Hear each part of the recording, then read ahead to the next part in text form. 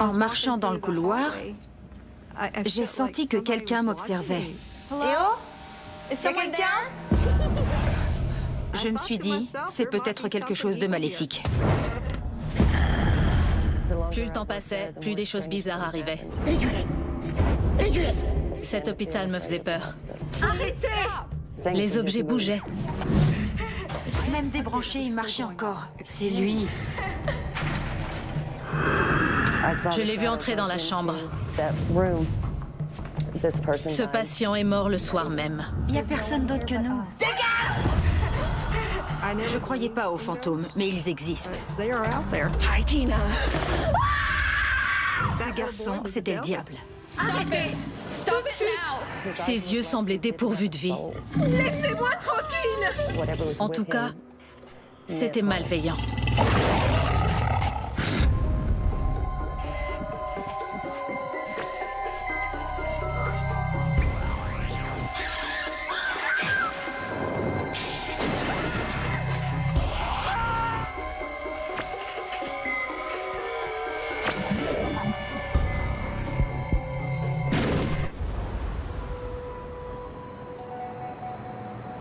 L'obscurité tombe et la nuit ne fait que commencer.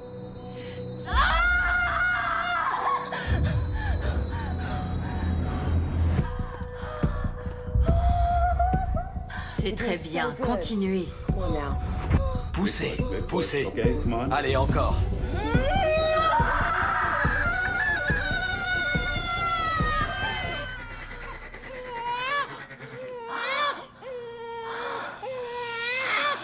Félicitations, c'est un garçon.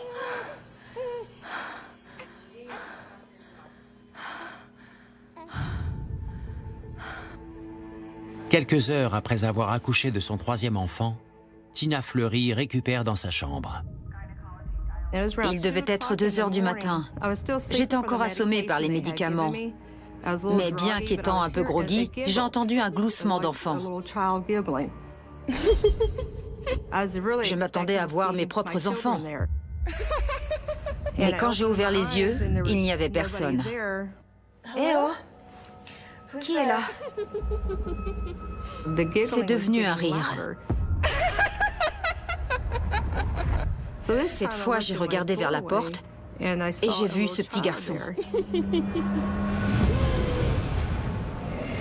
Il se tenait debout dans l'encadrement de la porte. Et il était enveloppé par une lumière très vive. T'es perdu, mon grand? T'as besoin d'aide? Je lui ai parlé, je lui ai demandé son nom. Mais il se contentait de glousser. Je vais appeler l'infirmière. J'ai appuyé sur le bouton d'appel pour faire venir l'infirmière. Et quand je me suis retournée, il avait disparu. Vous m'avez appelé? Il y avait un petit garçon qui se tenait là. J'ai demandé à l'infirmière si elle avait vu ce petit garçon dans le couloir. Peut-être qu'il ne retrouvait plus le chemin de sa chambre. J'ai vu personne. Vous êtes sûre? Vous êtes la seule patiente ce soir. Il n'y a personne d'autre. J'ai vu passer une expression sur son visage, comme si elle avait envie d'ajouter quelque chose, mais qu'elle se retenait. J'étais effrayée et mal à l'aise. Je ne savais pas quoi lui dire. Elle était catégorique. J'étais la seule patiente cette nuit-là. Alors je n'ai pas insisté. Je n'ai pas reparlé du petit garçon. J'ai de quoi vous aider à dormir. Elle m'a donné des médicaments et je me suis rendormie. Je suis sortie le lendemain matin. 2 mois plus tard, Tina retourne à l'hôpital. Non plus en tant que patiente, mais en tant qu'infirmière. À l'époque, je travaillais en maison de retraite et l'hôpital m'a contactée pour me proposer un poste dans le service d'obstétrique. J'étais aux anges car j'en avais toujours rêvé. Bonjour, je suis Tina pour la formation. Bonjour. Bonjour. L'infirmière qui s'est chargée de ma formation était la même que celle qui s'était occupée de moi pendant mon séjour à l'hôpital. Comment va le bébé? Oh là là, un vrai amour. Ça doit être génial. Tina prend ses nouvelles fonctions, mais elle apprend vite que son lieu de travail cache un secret effrayant. Tu mets le nom ici, et chaque patient admis est intégré dans le système. On était assises depuis un moment à étudier les procédures. Tu sais, le garçon dont tu m'as parlé, Puis, sans crier gare, elle me dit « Tu te souviens du garçon que tu m'as décrit ?» Oui. Je l'ai regardé, un peu surprise, et j'ai dit « Mais je croyais être seule. » tu n'es pas la seule à l'avoir vu. Quoi? Elle m'a raconté l'histoire d'un petit garçon admis en pédiatrie qui était accidentellement tombé du lit et qui s'était brisé le cou. Il était mort instantanément. Je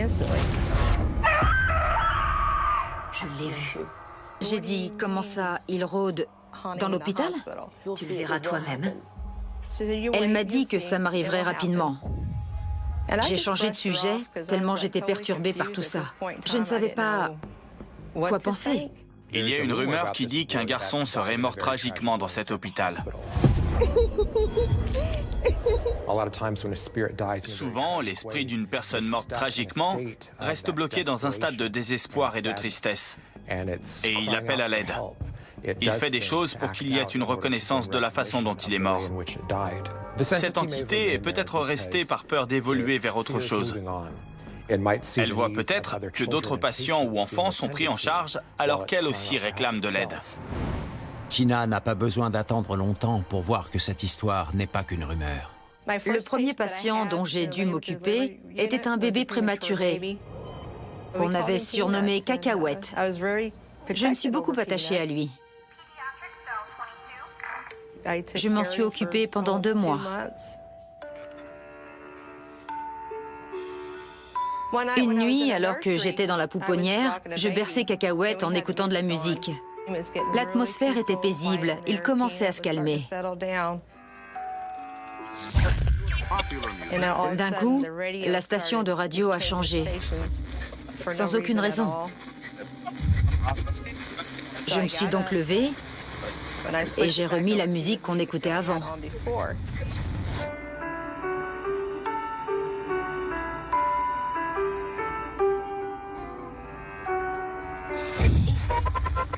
Et la station a rechangé. Alors j'ai reposé Cacahuète dans sa couchette.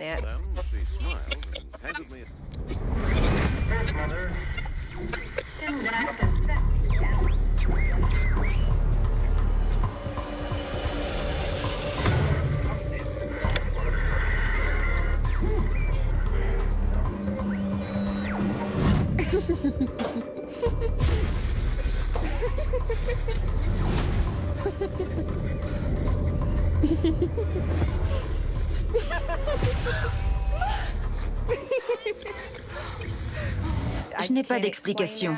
L'appareil était débranché et n'avait pas de pile. Même débranché, il marchait encore.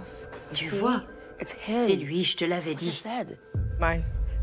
Ma collègue pensait que c'était l'œuvre du petit garçon, parce que c'est ce que ferait un petit garçon malicieux.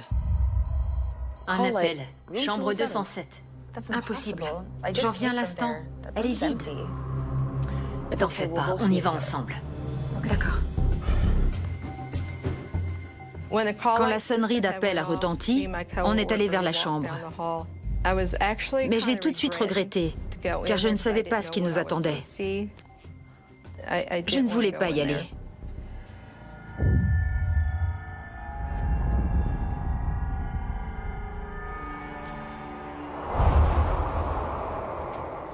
Quand on est entré, il faisait très froid dans cette chambre, sans aucune raison. On voyait notre souffle. Il doit y avoir une panne.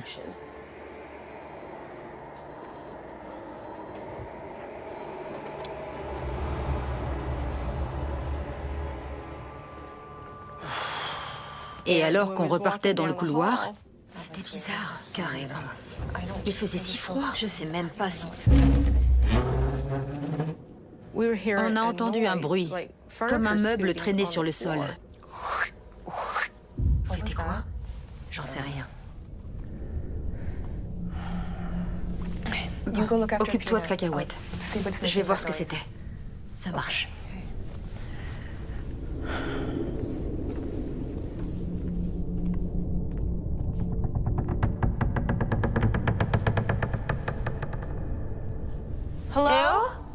Il y a quelqu'un?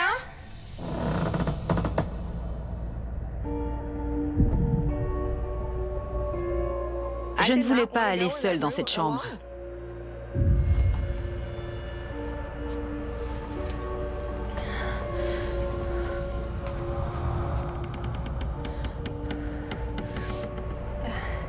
Il y a quelqu'un?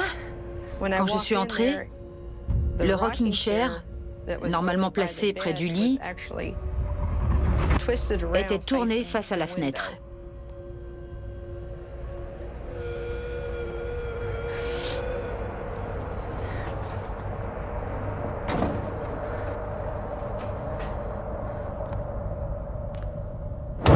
Je me suis retournée et je n'en ai pas cru mes yeux.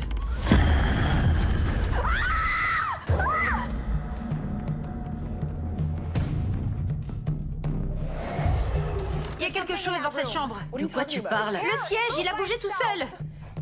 C'est insensé. Je t'assure. Qu'est-ce qui se passe? Je sais pas, mais on va le découvrir. Nos fiches d'infirmière étaient posées sur le bureau et j'en ai vu une bouger. Et j'ai dit à ma collègue, « T'as vu ça ?»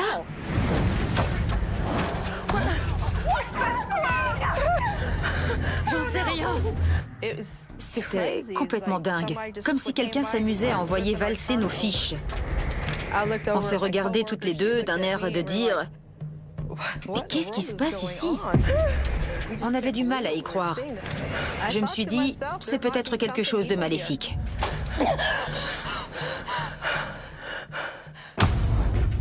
Il y a eu un boom. Quoi encore? C'est quoi ce bazar? On a remis Cacahuète dans sa couchette. Je savais que c'était pas normal. Et je m'attendais au pire.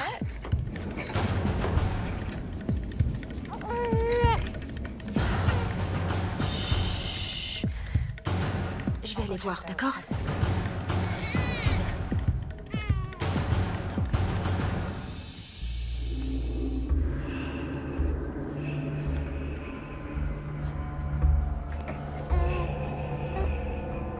J'hallucine. Tu vas pas croire ce qui vient de se passer. Quoi? Viens voir.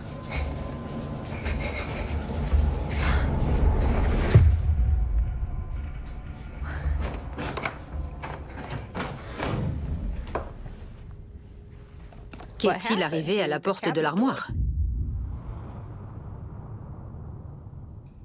Cette porte avait traversé la pièce sur près de 4 mètres. Comment était-ce possible? On n'en avait aucune idée. C'est insensé. Non. Je comprends pas. Moi non plus. Je regardais cette porte de placard quand j'ai entendu Cacahuète pleurer.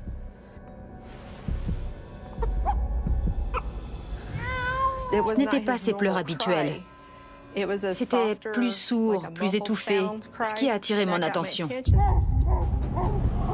Cacahuète, non! Si ses pleurs étaient atténués, c'est parce que quelqu'un lui avait mis une couverture sur le visage.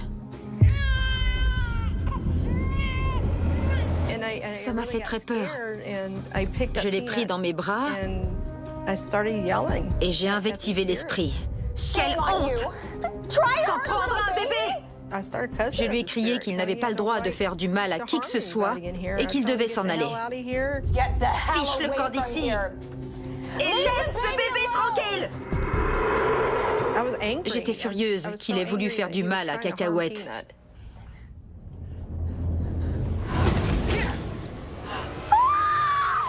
Ce garçon, c'était le diable.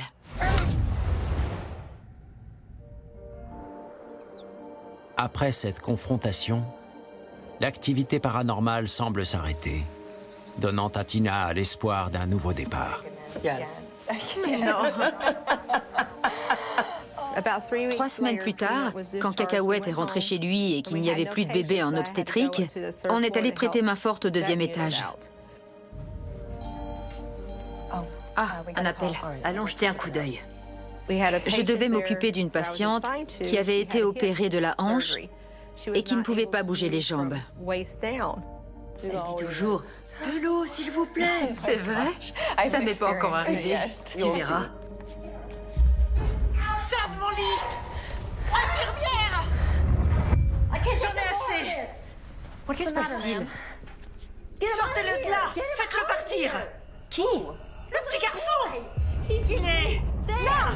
Juste là! Elle nous criait de faire sortir ce petit vaurien de sa chambre parce qu'il la rendait folle. Elle l'insultait.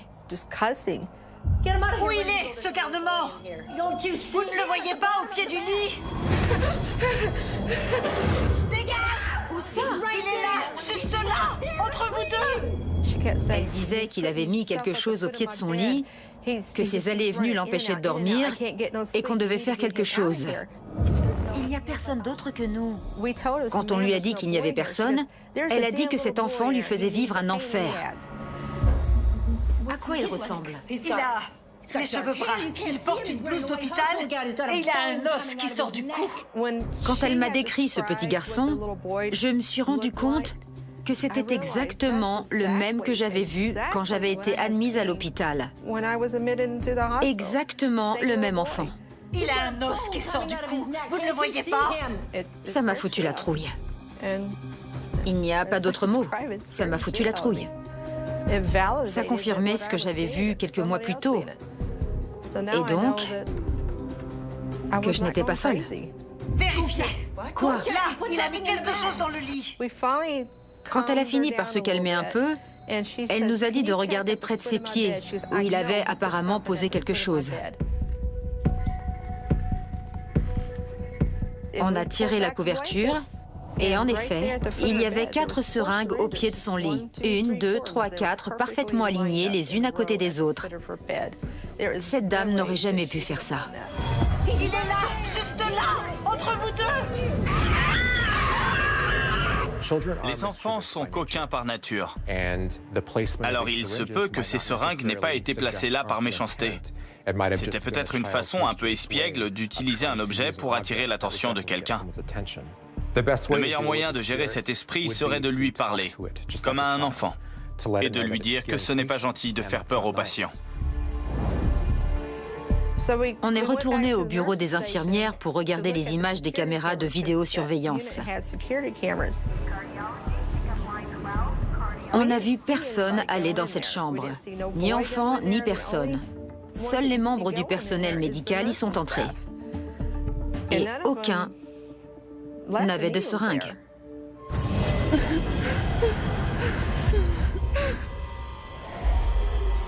Après toutes ces rencontres effrayantes, Tina envisage de démissionner. Tout en moi me disait de ne pas retourner travailler. Sa conscience professionnelle prend pourtant le dessus. Pendant un temps, l'entité reste calme. Mais elle réserve une dernière surprise terrifiante à Tina. Je devais prendre des fournitures dans mon ancien service. Ça me stressait d'y aller toute seule, car je savais que c'était là que l'esprit rôdait.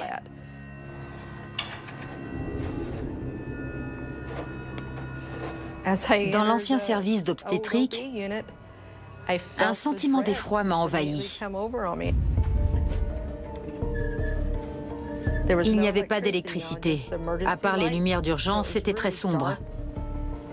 En marchant dans le couloir, j'ai senti que quelqu'un m'observait, comme si il était derrière moi, à me regarder et à me suivre. Eh oh? Qui est là?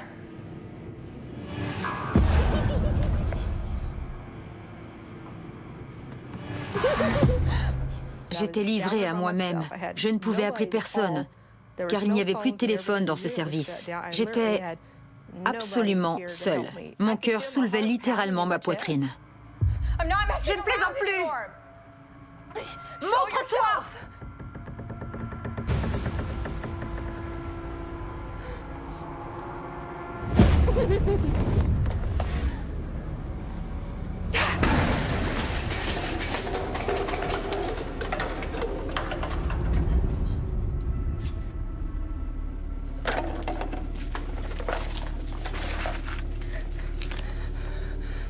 Hi, Tina. j'ai entendu une voix dans mon oreille droite qui disait « Salut, Tina ». C'était très agressif et j'ai senti son souffle sur ma nuque. Ça a fait bouger mes cheveux. J'étais terrifiée. J'ai couru. J'ai fui ce service à toutes jambes.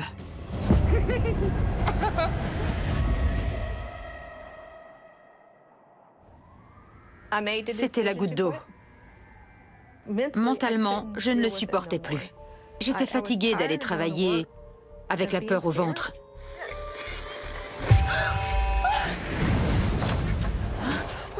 Il se passe quoi? J'avais peur pour ma vie. J'ai dû démissionner pour ne pas devenir folle. Ça me brisait psychologiquement. Peut-être que ce petit garçon s'est attaché à moi parce que j'avais moi-même des enfants et qu'il voulait en faire partie. J'ignore pourquoi il m'a choisi. J'aurais aimé trouver le moyen de l'aider. Toutes ces choses que j'ai vues là-bas m'ont convaincue qu'il y a des esprits. Je ne croyais pas aux fantômes. Je n'y pensais même pas. Mais aujourd'hui, je sais qu'ils existent.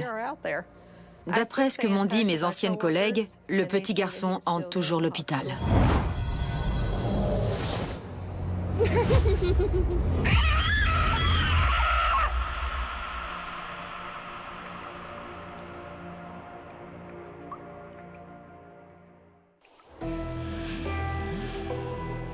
L'aube se lève dans l'Oklahoma. La cuisinière Adrienne Hart arrive dans un hôpital local pour préparer le petit déjeuner des patients. Je pointais à 5 heures du matin. Comme il était tôt et que tout le monde dormait encore, c'était sombre à l'intérieur. Depuis la porte d'entrée, il y avait un couloir qui devait faire 12 mètres de long. J'ai appris plus tard que c'était par là que les ambulanciers transféraient les patients dans leurs chambres. Au petit matin, il n'y avait aucun bruit.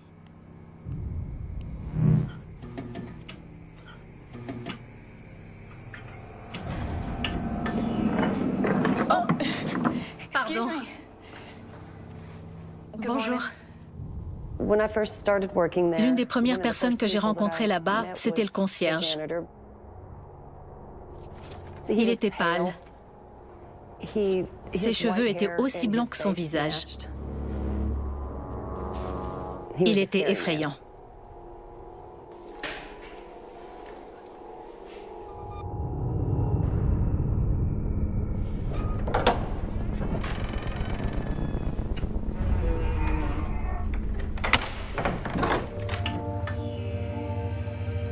Tous les matins, pendant 1 heure, j'étais toute seule. Quand j'arrivais, je commençais la préparation du petit déjeuner avec les biscuits et le bacon. Les 2 premiers mois, tout s'est bien passé. Puis, les choses ont commencé à être un peu différentes. Je faisais moi-même les biscuits. J'ai donc sorti la farine et l'emporte-pièce. J'ai posé ce dernier, le temps d'aller chercher autre chose. À mon retour, l'emporte-pièce n'était plus là. Je me suis dit que j'avais dû le prendre avec moi. Je l'ai cherché.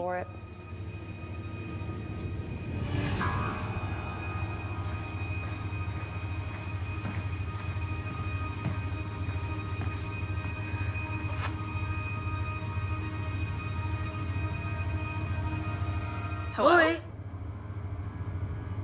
Il y a quelqu'un? J'ai regardé s'il y avait quelqu'un d'autre dans la cuisine, mais il n'y avait personne. J'ai alors cru que je l'avais bougé moi-même à cause de la fatigue. Mais 2 jours plus tard, ça a recommencé. Les objets bougeaient. Au bout d'1 mois, ça devenait si fréquent que je me suis mise à repérer mentalement l'endroit où je posais les choses. Le sel sur le plan de travail, près du bol. Plan de travail, bol. Plan de travail, bol. Plan de travail.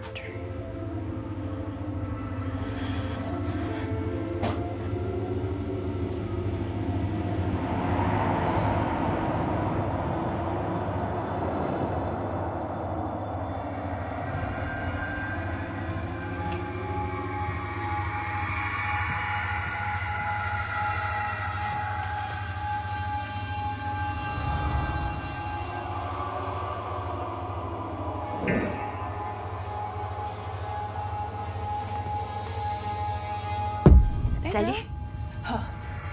Ça va?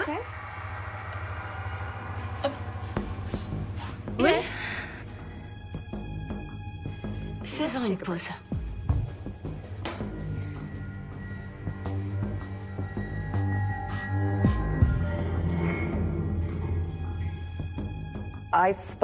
Tous les jours, j'étais rejointe par ma meilleure amie qui arrivait 1 heure après moi. Je lui ai demandé si elle avait remarqué des choses. Ça t'est arrivé aussi? J'ai cru que je devenais folle.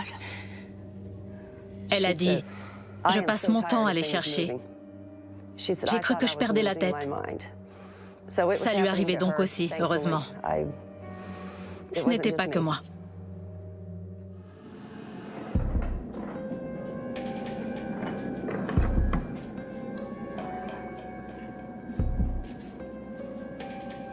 Ce type me fait froid dans le dos. Oh, arrête! La femme du concierge était une collègue infirmière. C'était une jolie femme, toujours coiffée avec un chignon et qui faisait plus jeune que son âge. Une belle jeune femme, ou une belle femme tout court. Joli couple.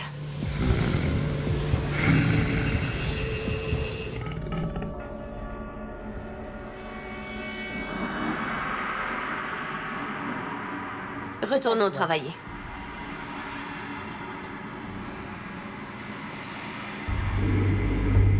Malgré les événements étranges qui se produisent à l'hôpital, Adrienne s'efforce de prendre ses marques et de s'intégrer socialement, y compris avec le concierge.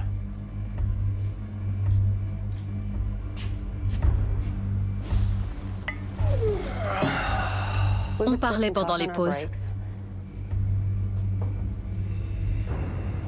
C'est un chat, là? Il avait beaucoup de chats. Oui. Et il me disait des choses étranges. On ne possède pas les chats. C'est l'inverse. Il m'expliquait comment on vénère les chats. Je peux vous montrer quelque chose. Bien sûr. Et tout en me parlant des chats, il me parlait de fantômes et de démons ou d'autres choses qui m'étaient totalement étrangères. Ils étaient autrefois vénérés comme les vaisseaux des dieux. Oh! Il croyait qu'il lui donnait une sorte de pouvoir.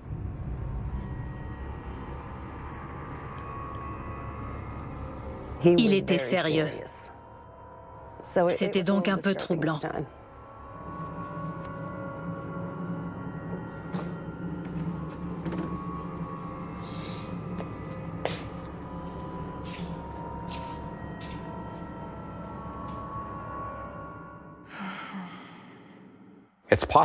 Peut-être que ce concierge s'entoure de chats parce que c'est un animal associé au paranormal, au surnaturel.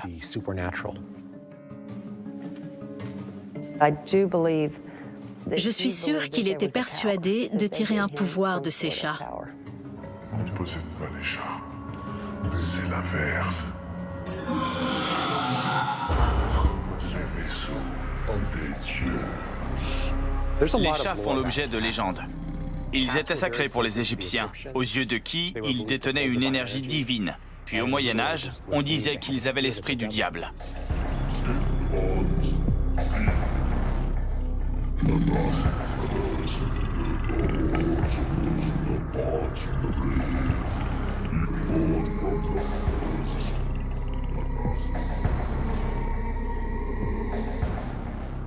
Plus le temps passait, plus des choses bizarres arrivaient.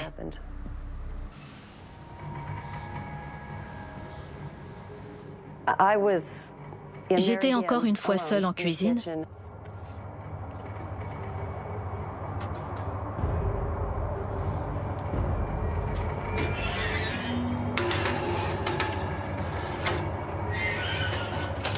Je venais de fermer la porte du four. Soudain, j'ai entendu une voix qui disait mon nom. Une voix humaine. Comme si quelqu'un tentait d'attirer mon attention. Adrian. Y a quelqu'un? J'ai regardé partout autour de moi pour essayer de voir d'où ça venait, mais il n'y avait personne. La première fois, je n'y ai pas prêté attention. Puis je l'ai encore entendu.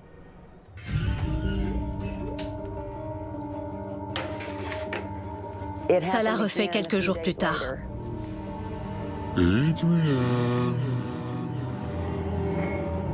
Qui est là?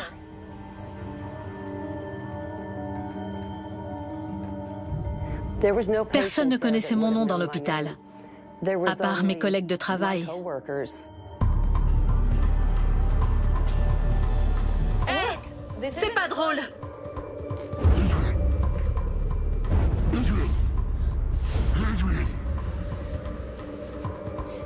Qui que vous soyez, arrêtez! S'il vous plaît!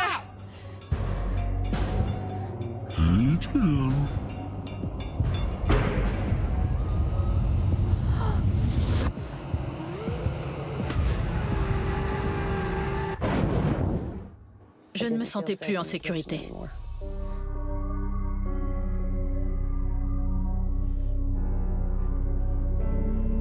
Un esprit peut capter l'attention de quelqu'un en prononçant son nom ou en déplaçant des objets. À défaut de comprendre ce qui se passe, la personne sait qu'une autre force tente d'attirer son attention. Adrienne fait abstraction de tout ça pour se concentrer sur ses tâches.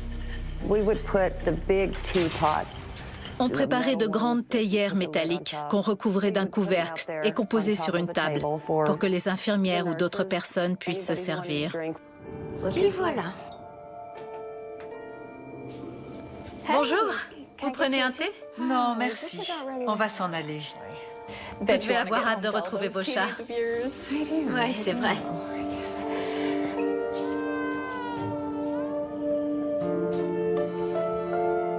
Fichons le camp d'ici. Salut alors. Le couple se tenait devant moi. Mon ami était de l'autre côté.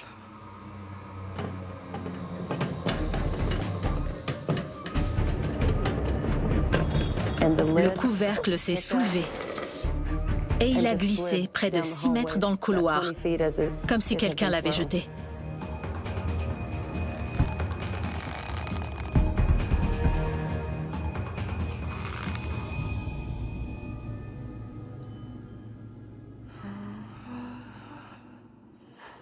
Je n'ai aucune explication. Cet hôpital me faisait peur. Au fil du temps, l'activité paranormale s'intensifie encore. En arrivant dans le couloir, pour servir les plateaux repas, j'ai vu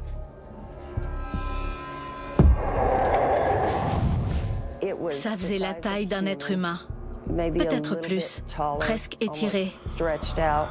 C'était une ombre. Je tremblais.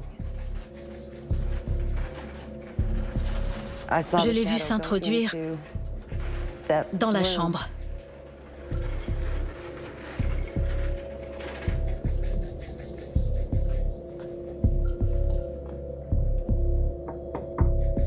Je devais y aller, c'était mon travail. Bonjour, voici votre plateau.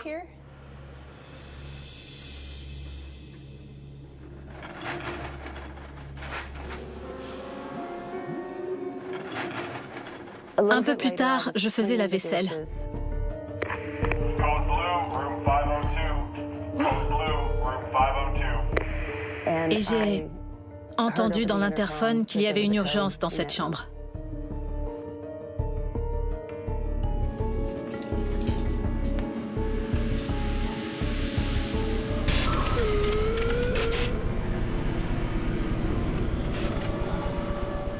Il souriait. À ce moment-là, je me suis demandé si cet homme avait amené quelque chose avec lui, ou s'il véhiculait quelque chose. Je ne sais pas. En tout cas, c'était malveillant.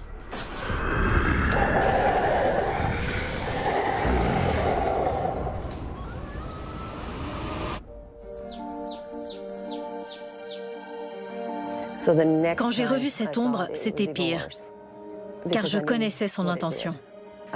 Je savais ce qui se passait avec cette ombre.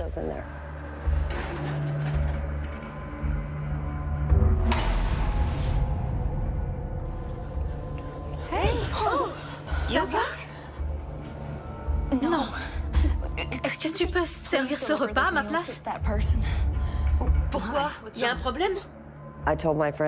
Sans rentrer dans les détails, j'ai demandé à mon amie si elle pouvait servir ce plateau repas à ma place. J'ai dit, je dois sortir. S'il te plaît. D'accord, vas-y, je m'en occupe. J'ai alors tourné les talons. Ce patient est mort le soir même.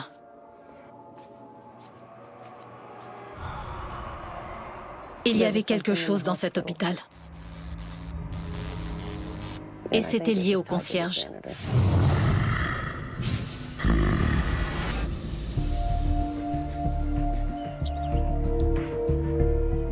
Les gens disaient que si on contrariait le concierge ou sa femme, il nous arriverait quelque chose. Je n'y croyais pas. C'est fou le vent qu'on a ces derniers temps. Vous voyez la grange, en bas de la rue? Il y avait un anesthésiste qui venait discuter avec nous pendant ses pauses. Il y a eu une rafale et ça a soulevé le sabot de cette pauvre vache. Pardon, mesdames, je reviens tout de suite. Hé, vous! Vous croyez que j'ai rien vu au bloc? C'est la 3e fois de suite. Un jour, cet anesthésiste s'est énervé. Ces deux-là ne s'aimaient pas. Il s'est passé quoi? Viens, on a du travail. Le lendemain, il s'est effondré au bloc opératoire, terrassé par un calcul rénal venu de nulle part. C'était comme si le concierge jetait un sort à ceux qui le mettaient en colère. Il arrivait des choses graves aux gens qui l'offensaient. T'as entendu ce qui est arrivé au Dr. Jones? Ouais. Tu crois qu'il va s'en remettre? Je sais pas. Il y a une odeur de litière ici. Excusez-la, elle plaisante.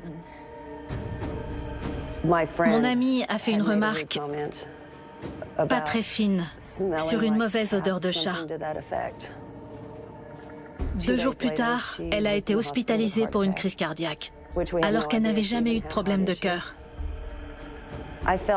J'ai eu l'impression qu'il était à l'origine de cet incident. Si le concierge s'est senti agressé, il peut avoir demandé aux entités négatives qui l'entourent de le venger. Je ne sais pas si les chats avaient quelque chose à voir avec ça, ou alors sa religion, ou s'il était une sorte de sorcier. Je ne sais pas ce que c'était. Peut-être que ce concierge influençait les gens psychiquement. Peut-être qu'il était une sorte de vecteur spirituel et qu'il utilisait l'énergie surnaturelle des chats pour tout amplifier. Adrienne s'accroche néanmoins à son travail. Mais elle redoute à présent de subir à son tour la loi des forces mystérieuses qui rôdent dans ces couloirs. J'ai tout nettoyé. J'étais en train de fermer la cuisine.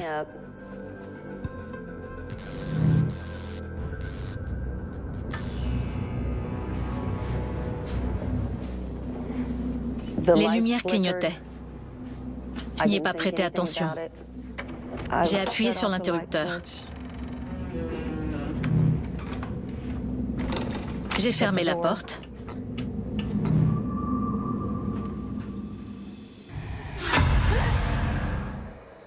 Soudain, le concierge est apparu derrière moi, comme par magie.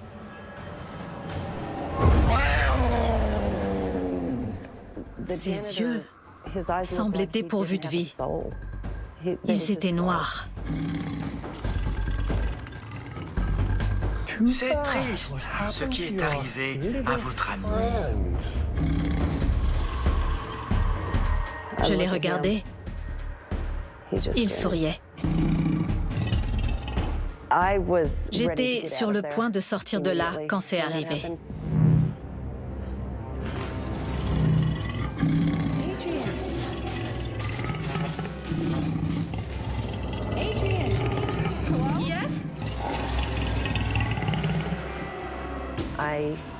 Une voix de femme m'a appelée. Mais il n'y avait personne. Je sais ce que vous faites. Arrêtez, tout de suite.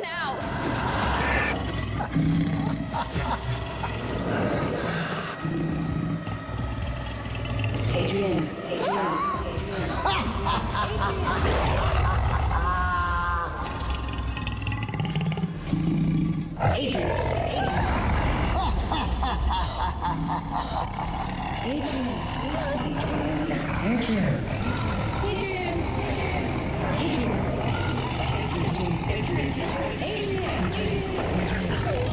Laissez-moi tranquille.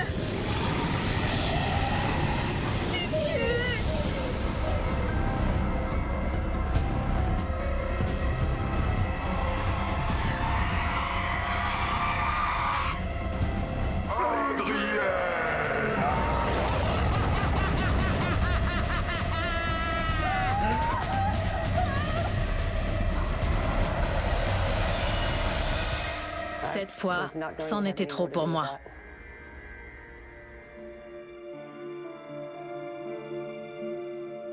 Je ne suis pas revenue le lendemain. Cet hôpital avait beaucoup changé en 3 ans. J'avais l'impression de ne plus le reconnaître.